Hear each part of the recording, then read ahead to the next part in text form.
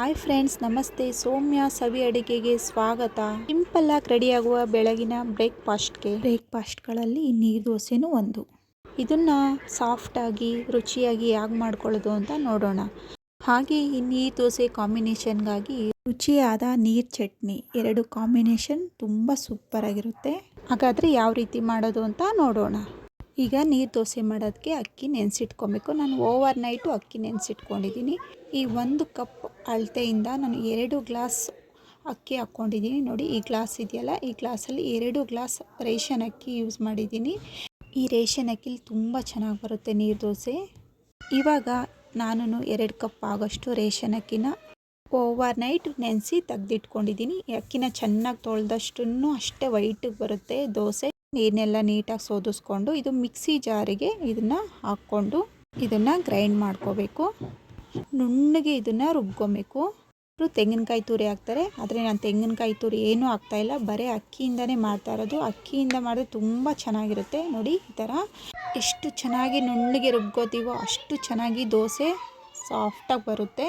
ಈಗ ರುಬ್ದಂಥ ಹಿಟ್ಟನ್ನೆಲ್ಲ ಒಂದು ಪಾತ್ರೆಗೆ ಸೇರಿಸ್ಕೊಳ್ತೀನಿ. 1-2 ಬಾರಿ ಗ್ರೈಂಡ್ ಮಾಡಿಕೊಂಡು ಪಾತ್ರೆಗೆ ಸೇರಿಸ್ಕೊಂಡಿದ್ದೀನಿ. ಇವಾಗ ನಾವು ನೀರು ಸೇರಿಸೋಣ. ರುಚಿಗೆ ತಕ್ಕಷ್ಟು ಉಪ್ಪು ಹಾಕೋಣ. ಮತ್ತು ಇದು ನೋಡಿಕೊಂಡು ನೀರು ಹಾಕ್ಕೊಳ್ಬೇಕು. ನಾನು ಇವಾಗ 2 ಗ್ಲಾಸು ಅಕ್ಕಿ ತೊಗೊಂಡಿದ್ದೀನಿ. 5.5 ಗ್ಲಾಸು ನೀರು ಹಾಕ್ಕೊಳ್ತಾ ಇದ್ದೀನಿ. 5.5 ಗ್ಲಾಸಿಂದ 6 ಗ್ಲಾಸ್ ನೀರು ಹಾಕ್ಕೊಂಡ್ರೆ ಇದಕ್ಕೆ ಸಾಕಾಗುತ್ತೆ. ನೋಡಿ, ಇಷ್ಟಾದರೆ ಸಾಕು. ಈ ಥರ ಮೇಲಿಂದ ಬಿಡ್ತೀವಲ್ಲ, ಇದು ಫುಲ್ಲು ಹೋಗಬೇಕು, ಒಂಚೂರು ನಿಂತ್ಕೊಂಬಾರ್ದು ಸೌಟಲ್ಲಿ. ಇವಾಗ ನಾನು ನೀರು ಹಾಕಾಯಿತು, ಉಪ್ಪು ಹಾಕಾಯಿತು. ನೋಡಿ, ಈ ರೀತಿ ಇರಬೇಕು. ತುಂಬ ತೆಳುವಾಗಿರಬೇಕು, ಗಟ್ಟಿಯಾಗಿರಬಾರ್ದು. ಈ ರೀತಿ ರೆಡಿಯಾಗಿದೆ. ಒಂದು 6 ಗ್ಲಾಸು ನೀರು ಹಾಕ್ಕೊಂಡಿದ್ದೀನಿ. ಇದನ್ನು ಒಂದು ಸೈಡಾಗಿ ಇಟ್ಕೊಂಡು ಇದಕ್ಕೆ ಸೂಪರಾಗಿರೋ ನೀರು ಚಟ್ನಿ ಮಾಡ್ಕೊಳ್ಳೋಣ. ಅದು ಹೇಗೆ ಮಾಡೋದು ಅಂತ ನೋಡೋಣ. ಇವಾಗ ಚಟ್ನಿನ ರೆಡಿ ಮಾಡ್ಕೊಳ್ಳೋದಕ್ಕೆ ಒಂದು ಚಿಕ್ಕ ಮಿಕ್ಸಿ ಜಾರಿಗೆ ತೆಂಗಿನಕಾಯಿ ಸೇರಿಸ್ತಾ ಇದ್ದೀನಿ. 1 ಕಪ್ ಆಗೋಷ್ಟು ತೆಂಗಿನಕಾಯಿ, ಅರ್ಧ ಕಪ್ ಆಗೋಷ್ಟು ಹುರ್ಗಡ್ಲೆ ಬದಲು ಕಡಲೆ ಬೀಜನ ಹುರಿದ್ಬಿಟ್ಟು ಚಿಪ್ಪೆ ತೆಗ್ದು ಅದಾದರೂ ಹಾಕ್ಬೋದು. ಇದ್ರ ಜೊತೆನೇ 6 ಹಸಿಮೆಣ್ಸಿನ್ಕಾಯಿ ಹಾಕ್ಕೊಳ್ತಾ ಇದ್ದೀನಿ. ನಿಮ್ಗೆ ಖಾರ ಕಮ್ಮಿ ಬೇಕು ಅಂದರೆ ಅದ್ರಲ್ಲಿ ಕಮ್ಮಿ ಹಾಕ್ಕೊಳ್ಳಿ. ಸ್ವಲ್ಪ ಬೆಲ್ಲ, ಶುಂಠಿ ಹಾಕ್ತಾಯಿದ್ದೀನಿ 1 ಇಂಚಷ್ಟು. ಮತ್ತು ಇದಾದಮೇಲೆ ಬೆಳ್ಳುಳ್ಳಿ ಒಂದು 7 ಎಸಳು ಬೆಳ್ಳುಳ್ಳಿ ಹಾಕ್ಕೊಳ್ತಾ ಇದ್ದೀನಿ. ಪುದೀನ ಸ್ವಲ್ಪ, ಕೊತ್ತಂಬರಿ ಸ್ವಲ್ಪ. ಇದ್ರ ಜೊತೆನೇ ಉಪ್ಪು ರುಚಿಗೆ ತಕ್ಕಷ್ಟು ಉಪ್ಪು ಹಾಕ್ಕೊಳ್ತಾ ಇದ್ದೀನಿ. ಮತ್ತು ಸ್ವಲ್ಪ ಇಂಗು, ಇವೆಲ್ಲ ಹಾಕ್ಕೊಂಡು ಇದ್ರ ಜೊತೆನೇ ಸ್ವಲ್ಪ ನೀರು ಹಾಕ್ಕೊಂಡು ಎಷ್ಟು ನುಣ್ಣಗಾಗುತ್ತೋ ಅಷ್ಟು ನುಣ್ಣಗೆ ರುಬ್ಕೊಳ್ಳೋಣ.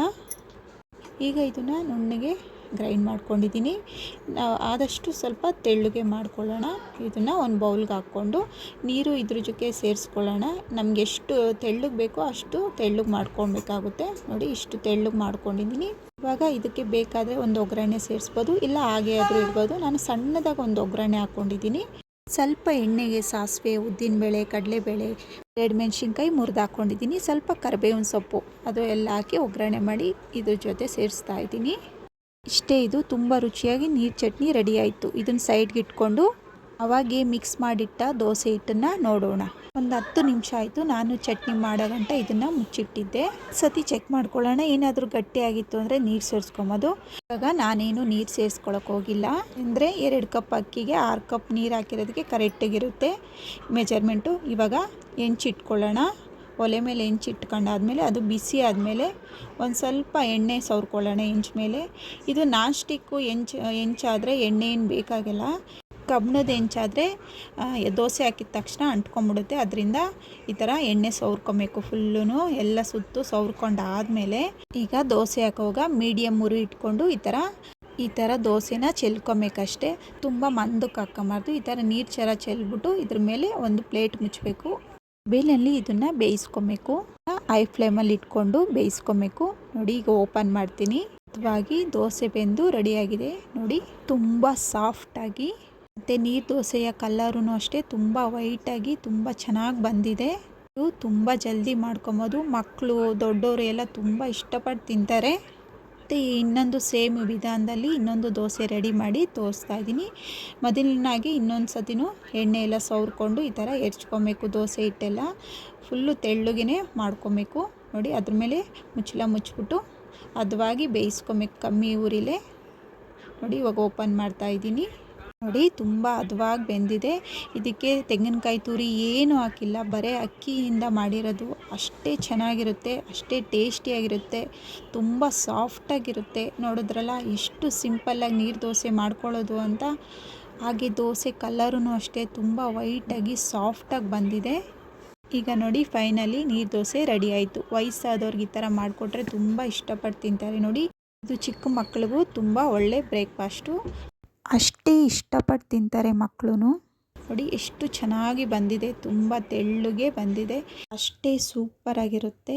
ಮತ್ತು ನೀವು ಒಂದ್ಸತಿ ಟ್ರೈ ಮಾಡಿ. ನೋಡಿದ್ರಲ್ಲ ಎಷ್ಟು ಸೂಪರಾಗಿರೋ ನೀರು ದೋಸೆ, ನೀರು ಚಟ್ನಿ.